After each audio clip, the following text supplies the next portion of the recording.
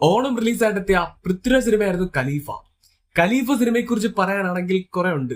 ഇപ്പോ ഒരുവിധം എല്ലാവരും ഈ പടം കണ്ടു കാണും. അനൗൺസ്മെന്റ് മുതലേ അന്യായ ഹൈപ്പ് കയറിയ ഒരു പടമായിരുന്നു ഖലീഫ.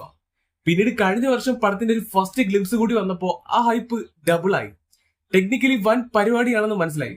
പൊതുവെ ഈ ആക്ഷൻ സിനിമകൾ ഇഷ്ടപ്പെടുന്നവർക്കറിയാം പൃഥ്വിരാജ് പുള്ളിക്കൊരു പ്രോപ്പർ അടിപ്പടം കിട്ടിയാൽ അത് ഏത് ലെവൽ വരെ പോകുമെന്ന്.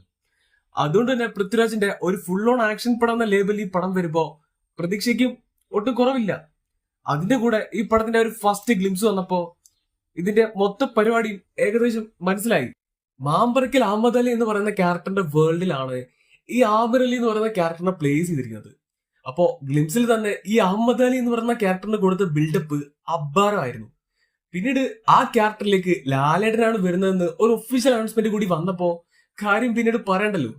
എമ്പുരാന് ശേഷം ലാലേട്ടൻ പൃഥ്വിരാജ് കോംബോയിൽ ഒരു ആക്ഷൻ പടം.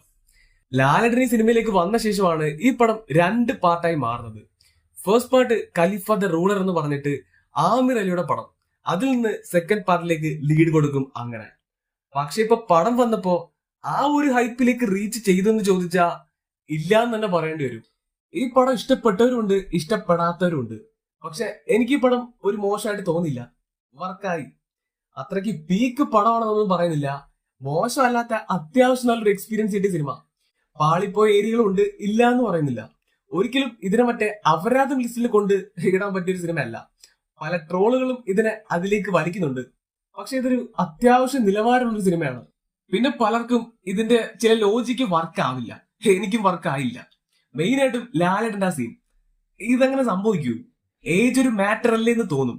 പക്ഷെ ആ ഒരു മാറ്റർ മാറ്റി വെച്ചാൽ അതും ഓക്കെ ആണെന്ന് തോന്നും. അവിടെയാണ് ആ ലുക്കൊക്കെ പലർക്കും വർക്ക് ആവാത്തത്. അതിന്റെ കാരണം എന്താന്ന് വെച്ചാ ഖലീഫയിൽ ഇത്രയും ബിൽഡപ്പില് ഒരു ടൈറ്റിൽ ക്യാരക്ടറിനെ കൊണ്ടുവരുമ്പോ നമ്മുടെ ഉള്ളിൽ ഒരു പിക്ചർ ഉണ്ട്. ആ ഒരു പിക്ചർ ഇങ്ങനെ തറഞ്ഞിരിക്കുമ്പോ അതിന് ഓപ്പോസിറ്റ് ആയിട്ടുള്ള ഒരു ലുക്കില് അല്ലെങ്കിൽ ഒരു ഏജില് ആ ഒരു ക്യാരക്ടറിനെ കാണുമ്പോ അത് വർക്ക് ആവത്തില്ല. ലുക്കാണ് പലർക്കും വർക്ക് ആവാത്തത്. ആ ക്യാരക്ടർ മോശമെന്നല്ല. മോശം എന്ന് പറയാനായിട്ട് ഒരുപാടൊന്നും അഭിനയിക്കാനില്ലായിരുന്നു. ജസ്റ്റ് ആ ഒരു 5 മിനിറ്റ് ആ ഒരു കഥാപാത്രത്തെ കൊണ്ടുവന്ന് നിർത്തി. അയാളുടെ വേൾഡ് ഇപ്പോഴും ഓപ്പൺ ആയിട്ടില്ല. അത് ഓപ്പൺ ആവട്ടെ, സെക്കൻഡ് പാർട്ട് വരട്ടെ, അപ്പോ അറിയാം. ഖലീഫയുടെ അവസാന കഥയിലൊന്നും ബാക്കി വെക്കാതെയാണ് അവസാനിപ്പിച്ചത്. പടത്തിന്റെ കഥയ്ക്ക് ഒരു കണ്ടിന്യൂറ്റി കൊടുക്കുന്നില്ല. വില്ലന്റെ സൈഡിൽ നിന്നും ഒരു സീക്വൽ ലീഡ് ഇല്ലായിരുന്നു, ഒരു സീക്വൽ ഹിന്റ് ഇല്ലായിരുന്നു. പക്ഷെ പടത്തിന്റെ സെക്കൻഡ് പാർട്ട് ഇപ്പോ ഒഫീഷ്യലായി അനൗൺസ് ചെയ്തിട്ടുണ്ട്. അത് ചുമ്മാതെ എല്ലാ പടത്തിലെയും പോലെ അല്ല. ഒരു അനൗൺസ്മെന്റ് ഈവന്റ് ഒക്കെ വെച്ചിട്ട് അതിൽ ഫുൾ കാസ്റ്റ് ആൻഡ് ക്രൂവിനെ വെച്ചിട്ടാണ് ഖലീഫ 2 അനൗൺസ് ചെയ്തത്. ഇങ്ങനൊക്കെ അനൗൺസ് ചെയ്തത് കൊണ്ട് തൽക്കാലം ഇതൊരു സ്കാം അല്ല എന്ന് വിശ്വസിക്കാം. പക്ഷെ ഈ ഒരു പടം വന്നാൽ അത് അടിപൊളിയായിരിക്കും. ഈ ഖലീഫ 2 വരുവാണെങ്കിൽ അത് ലാലേട്ടന്റെ വേൾഡിനെ ബേസ് ചെയ്ത് വരുന്ന ഒരു പ്രീക്വല് മാത്രം ആയിരിക്കില്ല, അതൊരു സീക്വൽ കൂടി ആയിരിക്കും.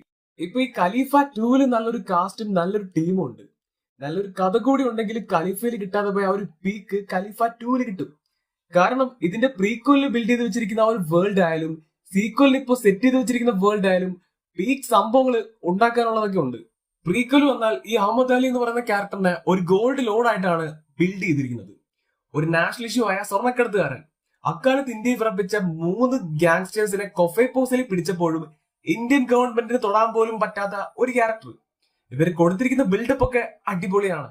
ആ ഒരു കഥയും കാരണങ്ങളും നമുക്ക് കൺവിൻസിങ് ആയി കഴിഞ്ഞാൽ വർക്ക് ആവാതിരിക്കില്ല. ഇപ്പൊ ലൂസിഫറിൽ തന്നെ ഖുറേഷ് ഇബ്രാഹിം ഇല്ലുമിനാറ്റിലുള്ള ആളാണെന്ന് വരെ ഒരു കാലത്ത് നമ്മൾ പലരും വിശ്വസിച്ചിരുന്നു. അത് പറയുമ്പോ ഓ പിന്നെ എന്ന് തോന്നും.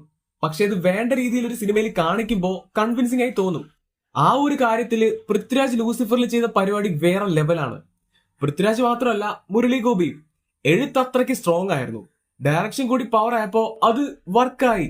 അതുപോലൊരു പരിപാടി ഇതിലും ചെയ്താൽ വർക്ക് ആവാതിരിക്കില്ല. അതെങ്ങനെ പ്രസന്റ് ചെയ്യുന്നു എന്നതുപോലെ ഇരിക്കും. ഇനി പ്രസന്റിലേക്ക് വന്ന ഒരു സീക്വൽ വരുവാണെങ്കിലും അടിപൊളിയായിരിക്കും. കാരണം ആ ലെവലിൽ ഒരു പുതിയ ക്യാരക്ടറിനെ അവർ കൊണ്ടുവന്നിട്ടുണ്ട്. ടൊവിനോ. അത് നൈസ് പരിപാടിയായിരുന്നു. തിയേറ്ററിൽ ഏറ്റവും കൂടുതൽ വർക്കായതും പുള്ളിയുടെ ആ ഒരു ഏരിയ ആയിരുന്നു. എനിക്ക് തോന്നുന്നു ലാലേട്ടനെക്കാളും ഏറ്റവും കൂടുതൽ ഒരു ഓളം ഉണ്ടായത് പുള്ളിയുടെ എൻട്രിക്കാണ്. അത് ഭയങ്കര നൈസ് ആയിരുന്നു. പുള്ളിയുടെ ക്യാരക്ടർ ആയാലും ആറ്റിറ്റ്യൂഡ് ആയാലും വൺ ഹെവി. പിന്നെ പടം മിഡായി പോയതുകൊണ്ട് ഈ ക്യാരക്ടറും അതില് മുങ്ങിപ്പോയി. ഐവർ അലക്സാണ്ടർ എന്നാണ് ക്യാരക്ടറിന്റെ പേര്. പടത്തിൽ പോസിറ്റീവ് സൈഡ് ആണെങ്കിലും ഒരു നെഗറ്റീവ് ഷെയ്ഡ് ക്യാരക്ടറാണ്. അല്ലെങ്കിലും ടൊവിനോ വില്ലൻ മോഡിൽ വന്നാൽ പിന്നെ അപാരമായിരിക്കും. നല്ലൊരു കഥയിൽ ഈ ക്യാരക്ടറിനെ വെച്ച് മാർക്കോ പോലൊരു പടം എടുത്താലും അടിപൊളിയായിരിക്കും. ആക്ഷൻ ആയാലും പെർഫോമൻസ് ആയാലും ലുക്ക് ആയാലും പുള്ളി കത്തിക്കും. വില്ലൻ മോഡിൽ ടൊവിനോ ഹീറോ ആയിട്ട് വന്നാൽ പിന്നെ പറയണ്ട.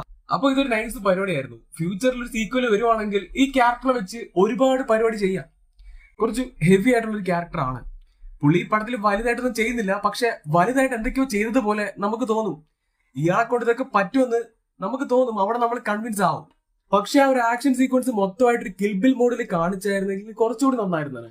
ഭാവിയിൽ ഡയറക്ടറിന് വേണമെങ്കിൽ ഈ ക്യാരക്ടറിന്റെ സ്പിൻ ഓഫ് ഒക്കെ ഇറക്കി വിടാവുന്നതൊക്കെ ഉണ്ട്. എന്തായാലും ഇപ്പൊ ഈ സിനിമയുടെ വേൾഡ് അത്യാവശ്യം പവർഫുൾ ആണ്. പൃഥ്വിരാജ്, ലാലേട്ടൻ, പിന്നെ ടൊവിനോ. അപ്പൊ ഖലീഫ 2 സംഭവിക്കുമായിരിക്കും.